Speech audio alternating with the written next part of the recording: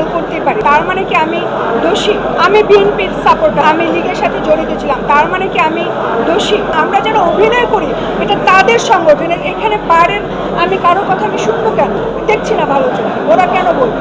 ওই রাজনীতির সাথে এটা কেন আসবে আমাকে বলেন। ডিরেক্টর গিল্ডস বলেন, প্রডিউসার গিল্ডস বলেন, অভিনয় শিল্পী সংঘ বলেন, প্রত্যেকটাই তো আপনার কেন এটা তৈরি করা হয়েছে একটা নিয়মের মধ্যে থাকার জন্য। অনেকেই নতুন আছে, একেবারেই নতুন।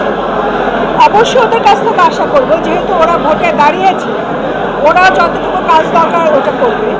নতুনদের তারুণ্যের উদ্দীপনা তো সারা জীবনেই ছোটবেলা থেকে পড়ে আসছি, দেখছি।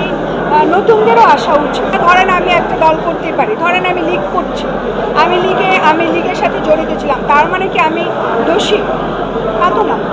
আমি বিএনপির সাপোর্টার, তার মানে কি আমি দোষী? আমি খুব অন্যায় কাজটা করেছি সেটা দেখেন, তাহলে আমি দোষী? আমরা যারা অভিনয় করি এটা তাদের সংগঠনের, এখানে বারের আমি কারো কথা আমি শুনবো কেন? সেই অধিকার রাখি কিনা ওরা? না, রাখে না, একদমই রাখে না। এটাকে আপনি কিভাবে দেখছেন? দেখছি না ভালো জন্য, ওরা কেন বলবে? আপনি কি বলেন? আমি ওই রাজনীতির সাথে এটা কেন আসবে আমাকে বলেন, এটা আমি মানছি না। কেরানীগঞ্জের রুহিতপুরে গ্রিনভিল সিটিতে প্লট বিক্রি হচ্ছে কাঠাপ্রতি 1 লাখ টাকা ছাড়ে 8 লাখ টাকায়, আর এককালীন মূল্য পরিশোধে মাত্র 7 লাখ টাকায়। এটা আমি একদমই মানছি না।